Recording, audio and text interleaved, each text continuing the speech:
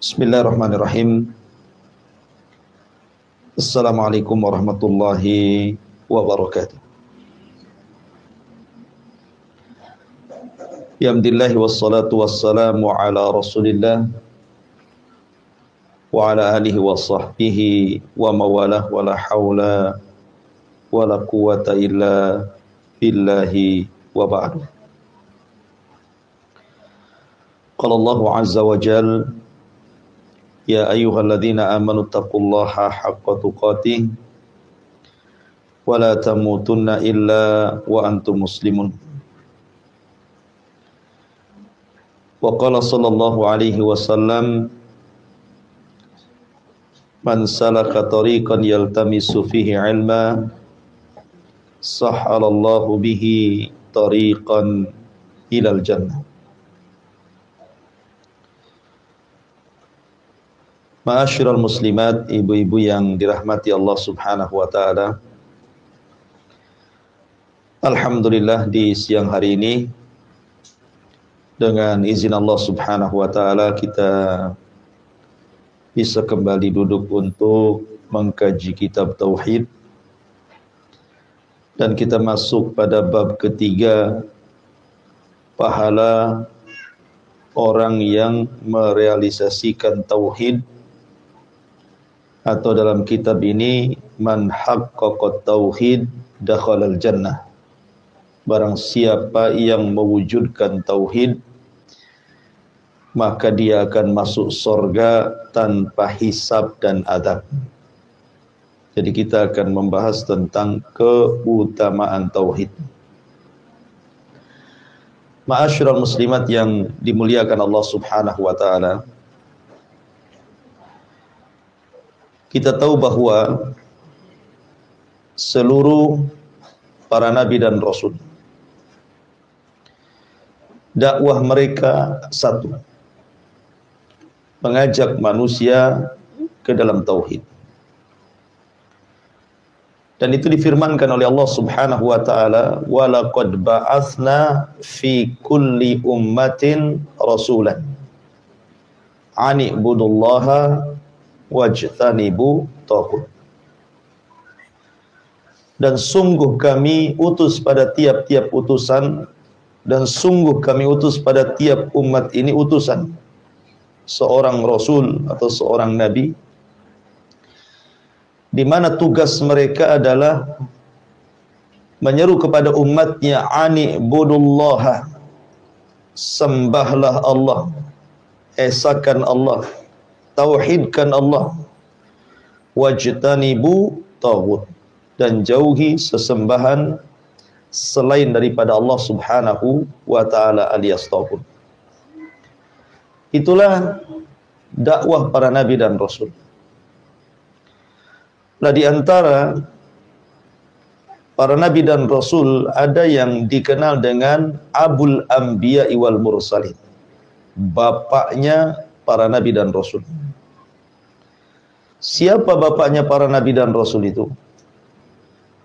Nabi Allah Ibrahim alaihi salatu wassalam.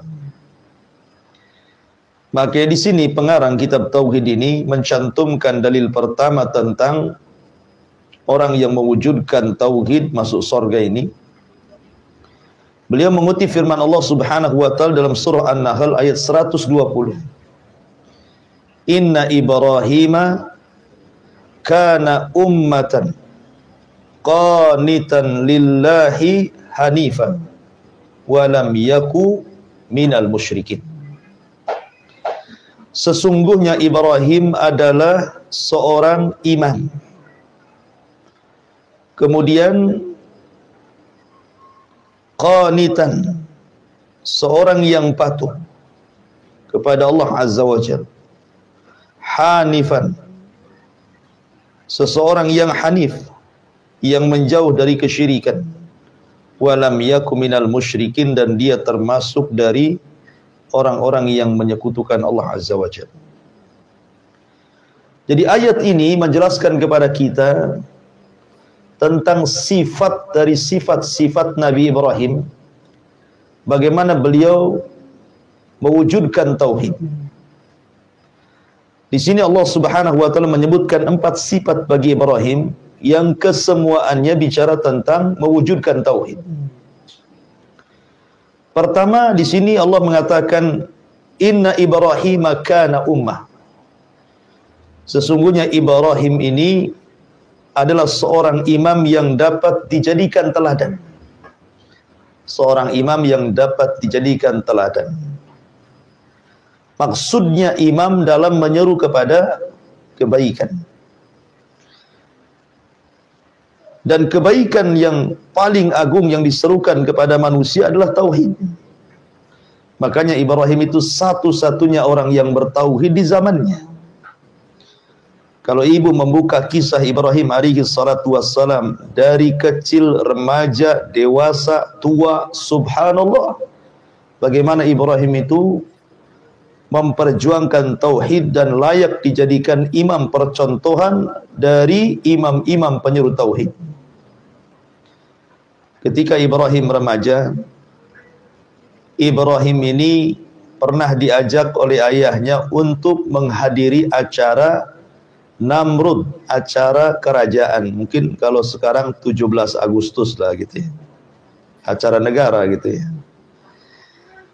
Tetapi Ibrahim berbohong kepada ayahnya dan mengatakan, ini sakim.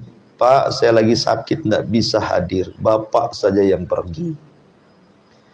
Padahal Ibrahim tidak sakit, dia bohong sama bapaknya tuh. Tetapi bohongnya Ibrahim ini karena Ibrahim ada misi. Misinya apa? Dia ingin menyelinap ke dalam istana Namrud dan menghancurkan berhala Namrud.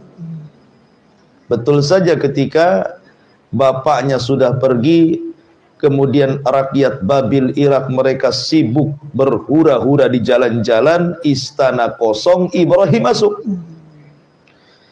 Ketika masuk ke dalam istana, masuk ke ruangan khusus tempat berhala disembah di situ.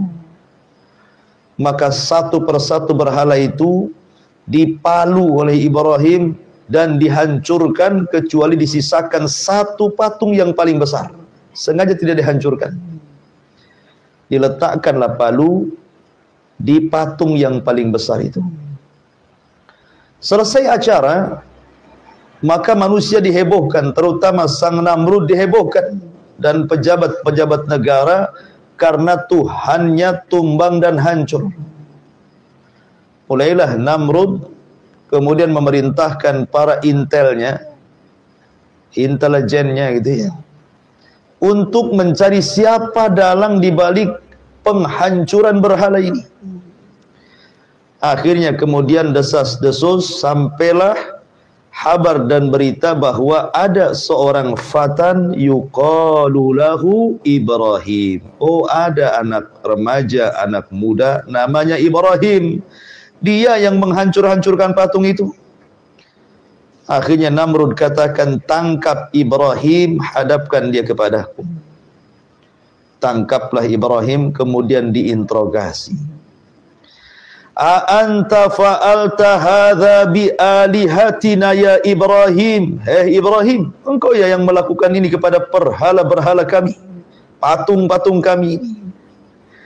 Kata Ibrahim yang sudah mengalungkan palunya di patung yang paling besar mengatakan, bal fa'alahu hadza kabiruhum. Enak saja, yang melakukan bukan saya, yang melakukan itu tuluk berhala yang paling besar, karena bukti palunya ada di leher dia. Kalau saya yang melakukan, kan palunya ada di tangan saya, kok palunya ada di leher dia? Berarti dia yang salah. Salahkan tuh berhalamu, katanya. Sambil kemudian mengisyaratkan dengan tauriyah. Maka mereka pun kemudian marah kepada Ibrahim. Macam mana kami bertanya kepada berhala itu sementara mereka tidak bisa bicara? Dari sini sebenarnya para penyembah berhala itu sebenarnya paham bahwa patungnya tidak bisa disembah. Omong pun tidak, apalagi diajak ngobrol. Tetapi mereka tidak sadar juga, akhirnya mereka menghendaki hukuman berat kepada Ibrahim, dan Ibrahim dieksekusi, harus mati dengan cara dibakar. Tetapi karena Ibrahim itu orangnya yang bertawakal kepada Allah, bertauhid kepada Allah, meskipun dibakar, maka Allah berikan mukjizat kepada Ibrahim. Qul ya naru kuni bardan wa salaman ala Ibrahim. Katakan pada api itu, jadilah kau dingin, selamatkan Nabi Ibrahim. Akhirnya Ibrahim selamat. Ini lihat, ini Ibrahim kecil-kecil sudah mengajak dan menentang raja soal berhala. Kemudian tidak cukup sampai di sini, Ibrahim datang ke orang-orang yang sebaya dengan dia, kawan-kawannya. Kemudian malam-malam datang kepada orang-orang yang nyembah bintang itu. Kemudian pura-pura duduk dan mengatakan, oh bintang itu jangan-jangan Tuhan kita.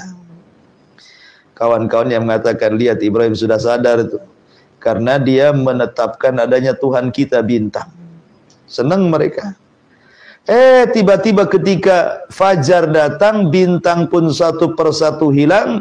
Tiba-tiba Ibrahim mengatakan, cemana nih Tuhan? Masa Tuhan tenggelam sama Tuhan terbit? Tuhan kok terbit tenggelam ini gimana ceritanya? Ibrahim hendak mengingkari orang yang menyembah bintang. Kemudian ketemu lagi dengan orang yang nyembah bulan, sama juga.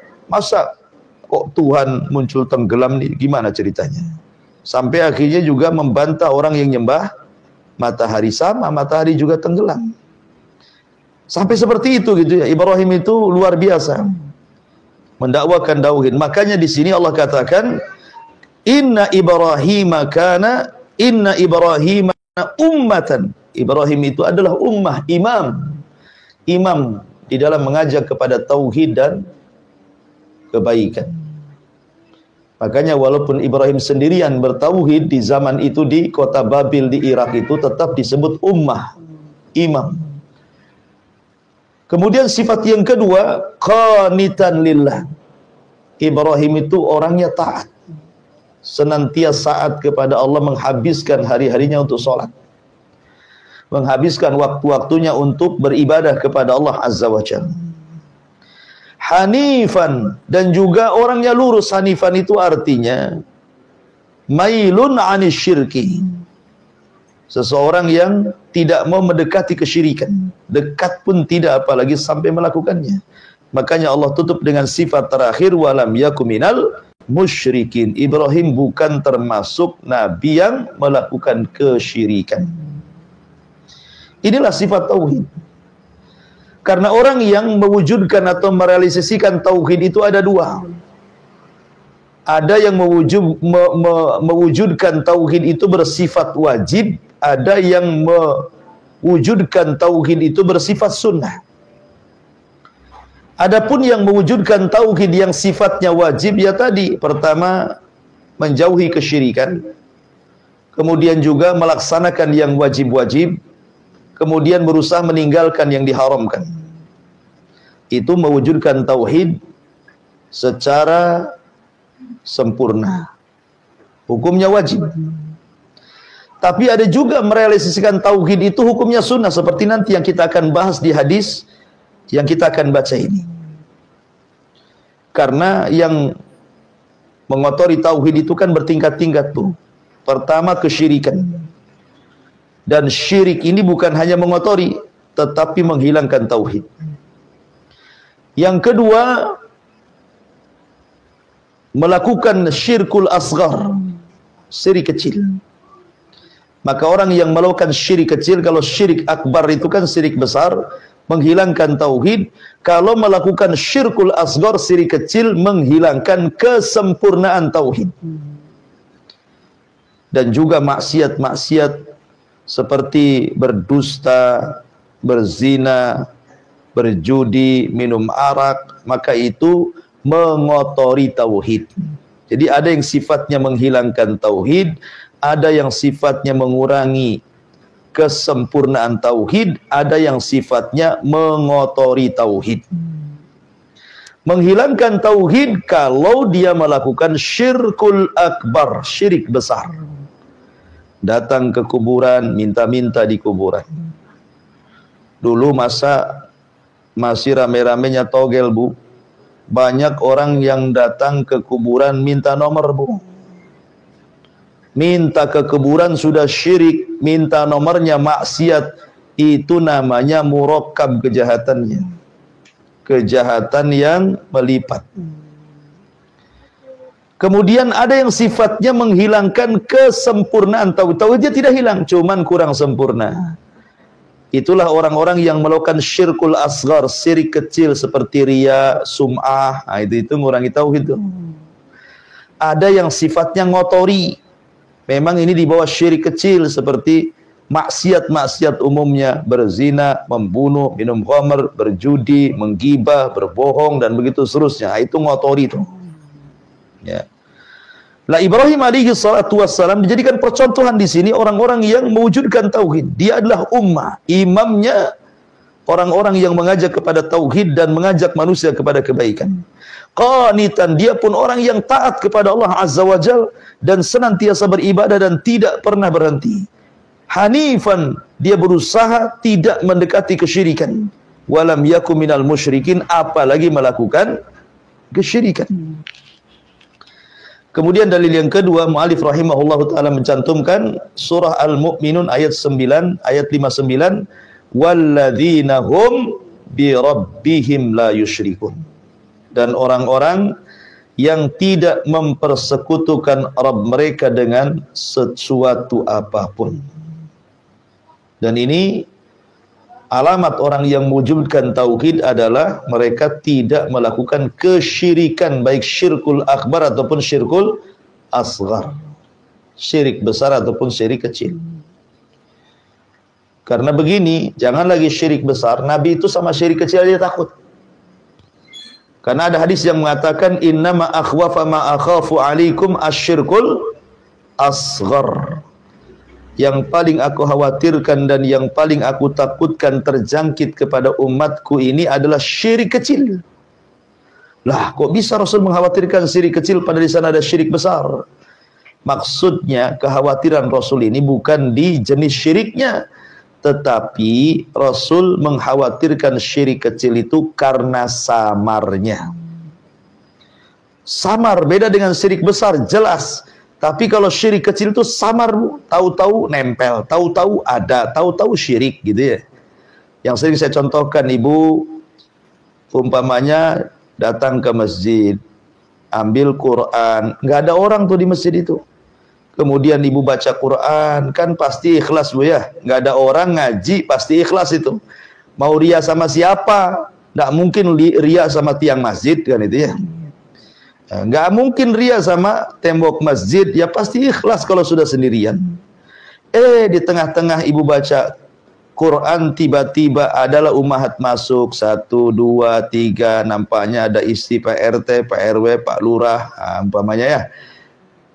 Mulailah ibu dicantik-cantikkan bacaannya, langgamnya dibuat langgam Melayu, dilenggok-lenggokkan nggak jelas itu ya. Itu mulai syiriknya di situ tuh. Tahu-tahu riak saja, padahal awalnya nggak riak tuh. Atau orang sholat ke masjid, awalnya sholat Allahu Akbar, nggak ada orang, khusyuknya dia sholat itu. Rupanya ada orang masuk, mulai dipanjangkan sholatnya, mulai dikhusyukkan sholatnya, mulai dibaca bacaannya mulai indah. Tahu-tahu riak saja. Itulah yang dikhawatirkan Rasul, bukan dari jenis syiriknya, tapi dari segi samarnya syirik kecil itu, maka Rasul takut. Kalau Rasul takut sama syirik kecil, apalagi syirik besar gitu ya. Makanya jangan sampai terjerumus kepada kesyirikan. Taib. Kenapa demikian? Karena kita tahu bahwa hadis Nabi SAW, dalam sebuah hadis Rasul mengatakan, ma min ahadin yashhadu an la ilaha illallah wa anna muhammadar rasulullah sidqan min qalbi illa harramahu 'alan nar. Qala ya Rasulullah afala ukhbiru bihin nas fayastabshiru. Qal idzan yattakilu. Kata Nabi SAW, tidaklah seseorang bersyahadat tidak ada sesembahan yang berhak disembah kecuali Allah, dan Muhammad adalah utusan Allah dengan benar dalam hatinya, kecuali Allah haramkan neraka padanya. Artinya pasti masuk surga. Dan ini adalah kabar gembira bagi para muwahhidin, ahli tauhid. Coba perhatikan di sini bukunya Husain bin Abdurrahman menceritakan bahwa suatu ketika dirinya bersama Sa'id ibn Zubair. Sa'id ibn Zubair itu seorang tabi'in, pemimpinnya para tabi'in, salah seorang yang dibunuh oleh Hajjaj ibn Yusuf pada fitnah Abdurrahman ibn Ash'as saat fitnatul Qurra. Dan Sa'id ibn Zubair seorang ahli tafsir, seorang ulama. Lalu ia bertanya, siapakah di antara kalian yang melihat bintang jatuh semalam? Kemudian beliau mengatakan, waktu itu saya sedang tidak mengerjakan sholat, akan tetapi saya sedang terkena sekatan kalajengking. Jadi Husain ibn Abdurrahman ini dia bercerita gitu ya. Jadi suatu ketika dia bersama Sa'id ibn Zubair, kemudian bertanya Husain ini, siapa di antara kalian yang melihat meteor jatuh semalam gitu. Kata Sa'id, dia mengatakan, aku yang melihatnya. Tapi beliau mengatakan takut orang menganggap dirinya ingin menonjolkan kenapa dia bangun malam-malam, disangkanya dia ingin memberitahu bahwa dia sholat malam, padahal tidak gitu ya. Makanya dia mengatakan, waktu itu aku sedang tersengat kalajengking dan tidak sedang sholat. Kemudian dia dikatakan kepada dia, lalu apa yang kau lakukan setelah tersengat kalajengking itu? Kemudian Sa'id mengatakan, aku pun minta diruqyah. Kemudian Husain bertanya lagi, apa yang mendorongmu untuk berbuat demikian? Saya jawab, sebuah hadis yang disampaikan oleh Sya'bi kepada kami. Ia bertanya lagi, apa yang disampaikan Asy-Sya'bi kepadamu? Maka kata Sa'id, dia menuturkan kepada kami hadis dari Buraidah bin Husain yang berbunyi, la ruqyata illa min ainin aw hummatin.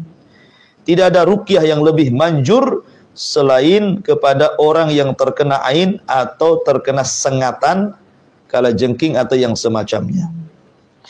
Kemudian Sa'id berkata lagi, sungguh sangat baik seseorang yang mengamalkan apa yang didengarnya, akan tapi Ibnu Abbas menyampaikan kepada kami sebuah hadis dari Nabi SAW bahwa beliau bersabda, uridat alayyal umamu, diperlihatkan kepadaku umat-umat yang banyak.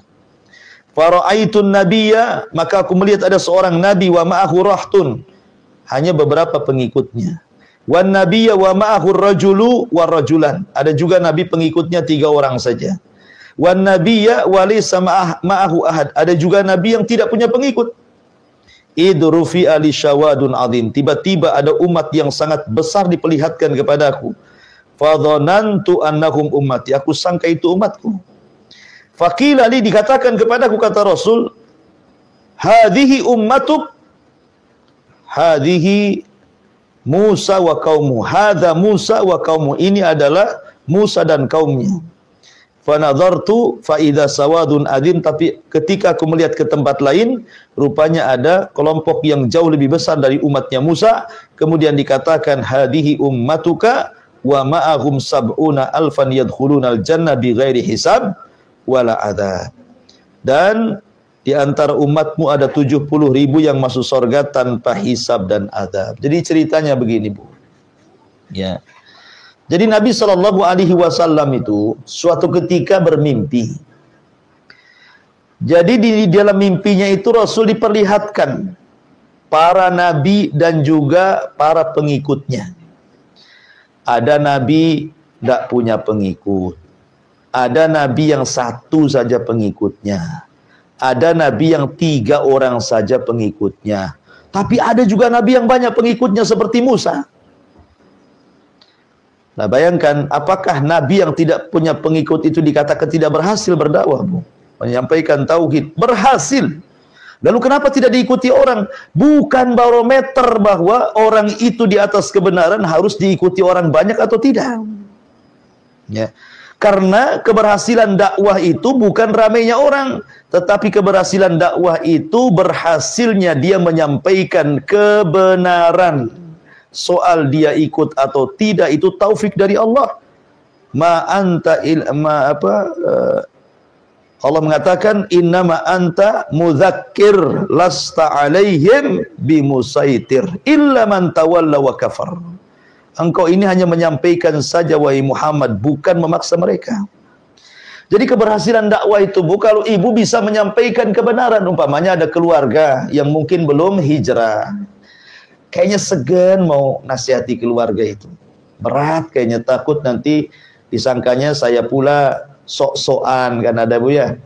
Atau mau nasihati kawan kayaknya karena habis hijrah ini mau nasihati kawan, takut pula saya ustazah-ustazahan gitu ya. Atau buhajah-buhajahan gitu ya. Kan ada orang yang takut diejek gitu ya. Tidak perlu takut Bu. Biarlah anjing menggonggong, kafilah tetap berlalu bahasanya. Artinya tetap kita berdakwah, sampaikan kebenaran. Soal dia terima tidak itu urusan Allah, tetapi keberhasilan dakwah itu ketika kita bisa menyampaikan kebenaran.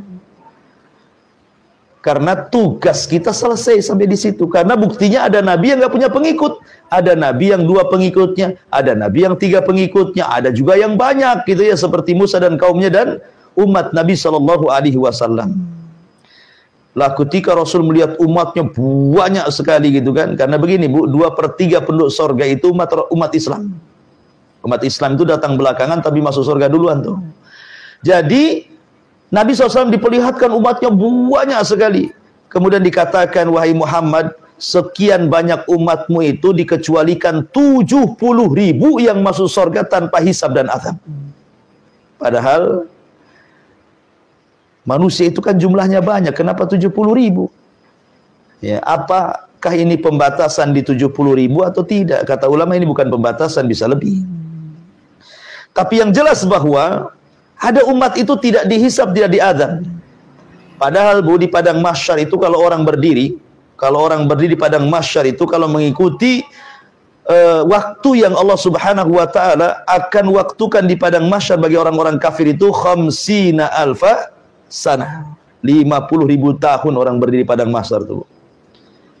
Berdiri, tidak bisa duduk, tidak bisa jongkok, tidak bisa berbaring. Matahari 1 mil di atas kepala, keringat bercucuran, panas luar biasa, tidak ada makan, tidak ada minum, tersiksa sama sekali. Akhirnya kemudian mereka menunggu kapan mereka akan dihisab. Tetapi orang-orang yang beriman, yang mentauhidkan Allah, mereka tidak akan sempat berdiri di padang mahsyar. Mereka tidak sempat dihisab. Mereka direct masuk sorga, keluar dari kubur saja langsung masuk sorga Bu. Tidak ada proses hisab-hisaban. Apalagi masuk neraka diazab, tidak. Direct masuk sorga. Oh, itulah siapa yang mewujudkan tauhid masuk sorga tanpa hisab dan azab. Kemudian ketika sahabat mendengar kok 70.000, apakah mereka anak-anak sahabat? Apakah mereka sahabat? Atau mereka anak-anak terlahir dari orang yang tidak menyekutukan Allah? Macam-macam Bu. Orang itu menerka-nerka siapa 70.000 ini, siapa 70.000 orang ini. Sampai akhirnya ketika mereka bertanya, Rasul enggan menjawab. Rasul pun bangkit kemudian pergi. Lah orang-orang ini bertanya, kira-kira siapa ya? Siapa ya? Maka kemudian setelah Rasul kok bising kali di luar ini, ngomong apa ini para sahabat ini? Akhirnya kemudian Nabi Shallallahu Alaihi Wasallam pun kemudian menjelaskan ciri-cirinya orang yang masuk surga tanpa hisab dan azab, dan semua cirinya bicara tentang orang yang merealisasikan tauhid. Apa itu? Yang pertama, humul ladzina la yastarqun. Yang kedua, wala yaktawun. Yang ketiga, wala yatatayyarun. Yang keempat, wa ala rabbihim yatawakkalun. Jadi orang yang sempurna tauhid adalah orang yang tidak melakukan 3 perkara dan melakukan 1 perkara. 3 perkara yang tidak boleh lakukan: 1, minta ruqyah; 2, minta diobati dengan besi panas yang dibakar; 3, tidak tatoyur, menganggap hoki ataupun sialnya karena sesuatu; dan yang keempat, senantiasa hati kita menambatkan diri kepada Allah alias tawakal. Pertanyaannya, kenapa minta ruqyah? dikeluarkan dari 70.000 orang masuk surga tanpa hisab dan adab. Apa kan boleh diruqyah? Rasul aja pernah diruqyah. Siapa yang meruqyah Rasul? Jibril ketika dia disihir oleh Labid bin Asam. Kemudian Aisyah radhiyallahu anha juga pernah meruqyah Rasul saat marad mautihi, sakit menjelang kematiannya. Dan sahabat pun pernah diruqyah. Lalu kenapa kemudian orang yang minta ruqyah mengurangi kesempurnaan tauhid? Diruqyah dengan minta ruqyah beda, Bu. Kalau minta ruqyah memang ibu datang ke saya, Ustadz tolong ruqyah saya, itu minta ruqyah namanya. Tapi kalau seandainya ibu sakit, suaminya minta sama saya, Ustadz tolonglah ruqyah istri saya, ibu tidak minta ruqyah, karena yang minta bukan ibu, suaminya. Kecuali ibu membisikkan suaminya, tolong bang bilang sama Ustadz ruqyah saya, itu minta ruqyah namanya. Lewat orang kan gitu ya. Pertanyaannya, kenapa minta ruqyah mengurangi tauhid? Begini ya, orang kalau sakit kemudian minta ruqyah kepada seorang peruqyah atau pakar ruqyah, tiba-tiba sembuh, dikhawatirkan gara-gara dia sembuh dari penyakit, gara-gara dia ruqyah, akhirnya hatinya tertambat kepada sang peruqyah, atau dia menganggap bahwa yang menyembuhkan adalah mantra dan bacaan si peruqyah. Itu yang dikhawatirkan. Karena biasanya begini, umpamanya ada 10 orang ahli ruqyah, yang satu berhasil, mantap tuh yang itu tuh. Antum kalau ruqyah sama si anu itu belum dibacakan Quran, baru dipegang jinnya melesat tuh. Namanya kan? Hebat kali ya. Baru dilihat saja jinnya ketakutan. Ini kan yang menyembuhkan bukan peruqyah. Yang menyembuhkan bukan bacaan peruqyah, yang menyembuhkan Allah.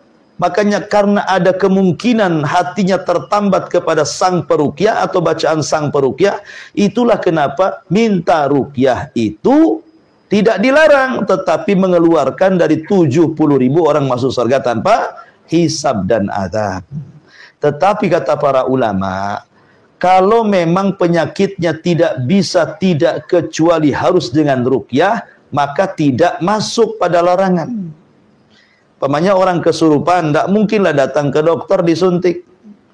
Ya. Orang kesurupan datang ke dokter dioperasi. Apa yang mau dioperasi? Emang jinnya dalam tubuh dioperasi dibuang? Emang tahu dia jinnya di mana? Jadi kalau memang tidak bisa disembuhkan kecuali dengan ruqyah, maka minta ruqyah tidak apa-apa. Itu darurah. Ad-daruratu tubihul mahdurah. Tidak mengeluarkan dari 70.000. Tapi kalau seandainya sakit-sakit biasa, sakit kepala minum bodrek sembuh, minta ruqyah. Aneh gitu ya.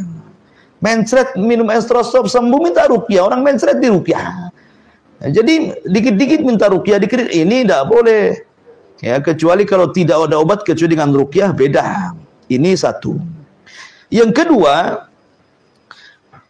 wala yaktawun, ataupun yang melakukan pengobatan dengan besi panas. Karena zaman dulu kalau orang terkena sabetan perang, orang dulu kan perangnya main pedang ya, depan-depanan. Orang sekarang orang di mana, pelurunya kemana. Kadang-kadang nggak ketahuan kayak sniper, tahu-tahu mati saja. Kalau orang dulu kan perang kan hadap-hadapan, pakai pisau, pakai tombak, pakai belati, pakai panah, pakai pedang gitu ya. Sehingga terkadang terkena sabetan, terkena luka, dan perobatan di zaman dulu tidak seperti sekarang. Luka sedikit, dikit-dikit alkohol, betadin, macam-macam ya. Sunlek, apa namanya kok Sunlek pula. Apa namanya itu, betadin, apalah intinya lah yang untuk luka itu kan. Jadi kalau sekarang kan banyak orang, zaman dulu kan nggak ada begitu itu. Maka kalau seandainya bekas sabetan pedang kemudian membusuk, nanti bisa diamputasi. Makanya untuk menghilangkan bakteri-bakteri bekas sabetan pedang itu biasanya dibakarkan besi sampai merah, kemudian ditempelkan di bekas lukanya, ya, untuk membunuh bakterinya supaya jangan sampai membusuk dan diamputasi. Itu zaman dulu gitu. Tapi Islam kemudian melarang, tidak boleh mengobati dengan sistem seperti ini. Kenapa? Karena akan mengurangi tauhid. Apa yang kurang tauhidnya? Karena kalau orang yang diobati dengan besi panas itu nanti takutnya sama besi lebih besar dibandingkan sama Allah. Tengok besi itu udah takut duluan dia. Akhirnya melebihi takut dia kepada Allah, lebih takut ke besi, disitulah hilang kesempurnaan tauhid dari segi perasaan takut. Kemudian yang ketiga, wala yatatayyarun. Tatayyur itu diambil dari burung.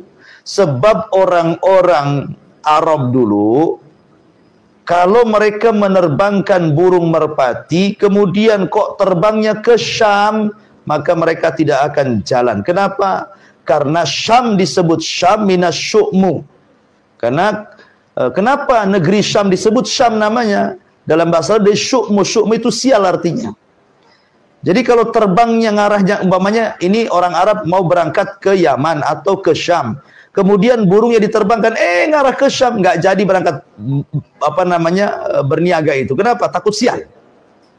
Pokoknya burungnya ngarah kemana saja nggak apa-apa, tetapi jangan ke arah Syam. Pasti syu'mun, dia sial. Makanya perbuatan tersebut disebut tatoyur. Karena menggantungkan untung dan buntung itu ke burung. Ya, maka tatoyur. Itu zaman jahiliyah, Bu. Ya, kalau zaman sekarang bukan hanya tatoyur, macam-macam, ke ikan lohan, nong-nongnya itu, ya kan? Oh, nong-nongnya makin besar, hokinya makin besar katanya. Kemudian garis-garisnya, oh nampak itu bentuk Muhammad, padahal matanya yang kabur gitu ya. Tidak ada bentuk-bentuk Muhammad, ya kan? Seolah-olah dibentuk-bentuk aja, kayak nanti ada awan gitu ya, bentuk Allah, kemudian diviralkan, lihat Allah ada di awan. Kayak emang Allah begitu, emang bukan. Kadang-kadang orang kemudian dihubung-hubung kait dengan tatoyur, itu masalahnya. Bukan hanya ke ikan-ikan, ya kan, sampai ke pohon-pohon, sampai ke masalah dulu toke gitu ya. Toke aja bisa membawa hoki gitu ya. Toke, ya Allah, toke itu wajib dibunuh tuh. Ya, suruh dibunuh sama Nabi itu toke. Wazak dalam bahasa Arab itu karena niup-niup di apinya Ibrahim. Orang semua binatang memadamkan api Ibrahim, si toke pula dia niup-niup supaya besar apinya. Makanya kemudian diperintah untuk dibunuh. Dan yang sejenis toke, cicak gitu ya, itu yang sejenisnya. Jadi tatoyur di zaman sekarang ini beralih gitu ya. Beralih kepada yang didengar, beralih kepada yang dilihat, beralih kepada yang dipikirkan, beralih kepada yang dimimpikan. Semua jadi tatoyur. Ibu mimpi malamnya apa gitu kan, disabet buntut ular. Udah bingung dah paginya itu. Udah bingung, stres, ini kait-kait dengan ular masalahnya. Dan suami saya mau begini begitu kan itu ya. Nah, jadi mimpi pun jadi tatoyur di zaman sekarang ini. Kalau dulu kan tatoyur burung saja. Kadang-kadang ada burung malam-malam. Kalau dulu kan burung gagak atau burung hantu, burung apa, pasti ada orang mati nih katanya kan itu. Udah pusing aja orang di rumah itu. Jangan-jangan siapa nih yang mati katanya. Burungnya pula di depan rumah atau di atap rumah gitu ya. Udah stres sampai pindah rumah dia. Ya, takut dia yang mati. Ya, jadi tatoyurnya ada macam-macam. Ya, sesuatu yang dilihat, lihat apa gitu. Atau mungkin badan kita gatal-gatal gitu ya, mungkin tangan kiri gatal-gatal, wah ini jangan-jangan orang yang diutangi datang nih kan, debt collector datang nih. Kalau yang gatalnya tangan kanan nih mau dapat uang katanya, kalau yang gatalnya tangan kiri debt collector yang datang katanya. Gitu ya Bu ya. Jadi orang sekarang ini aneh-aneh tatoyurnya. Lah itu mengurangi tauhid itu, mengurangi tauhid ini tatoyur namanya. Wala yatatayyarun. Kemudian yang terakhir, wa ala rabbihim yatawakkalun. Orang yang tawakal kepada Allah. Subhanallah, tawakal itu ya, si seafdol-afdolnya tauhid tawakal itu. Karena orang tawakal itu tenang hatinya. Dia yakin bahwa Allah yang mendatangkan penyakit, Allah yang mengobati. Allah yang mendatangkan kefakiran, Allah yang mengayakan. Allah yang mendatangkan musibah, Allah yang mengangkatnya. Yakin orang tawakal itu. Makanya hidupnya orang tawakal tenang karena dia bersandar kepada qada dan qadar. Sebab orang yang tidak bersandar kepada qada dan qadar, hakikatnya dia tawakal. Dia tidak sadar bahwa musibah dia sudah ditulis 5.000 tahun sebelum Allah menciptakan langit dan bumi.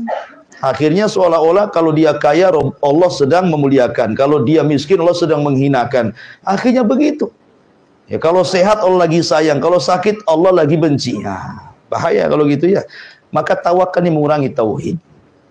Lah siapa yang menjaga dari 4 perkara, tidak minta diruqyah, tidak minta dikait, tidak tatoyur, senantiasa tawakal, maka orang itu akan dimasukkan pada 70.000 orang masuk surga dan masuk surga tanpa hisab dan adab. Yang paling berat yang terakhir, Bu. Kalau orang minta diruqyah mungkin bisalah kita enggak mau ruqyah sendiri gitu ya. Kalau minta kei memang enggak mau kan diobati besi panas. Atau tatayur mungkin kita khurafat enggak yakin gitu. Tapi kalau tawakal yang susah.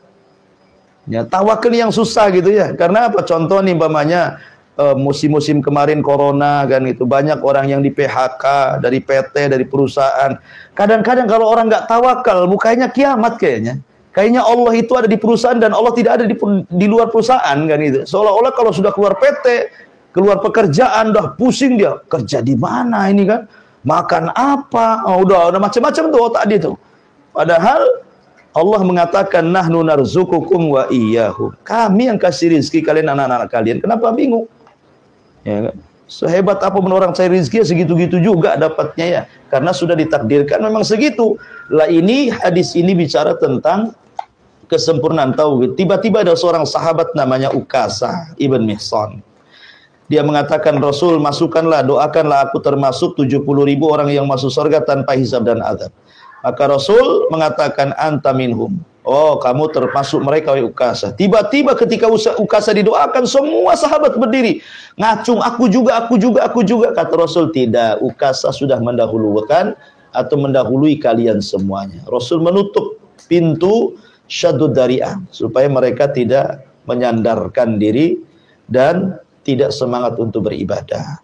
Lah hadis ini menunjukkan tentang keutamaan tauhid, bahwa orang yang merealisasikan tauhid maka dia masuk surga tanpa hisab dan adab. Man kana akhiru kalamihi la ilaha illallah dakhalal jannah. Siapa yang akhir ucapannya la ilaha illallah dijamin masuk surga. Wallahu a'lam. Ya, saya kira cukup. Subhanaka bihamdika asyhadu an la ilaha illa anta astaghfiruka wa atubu ilaik. Allahu ta'ala. Assalamualaikum warahmatullahi wabarakatuh.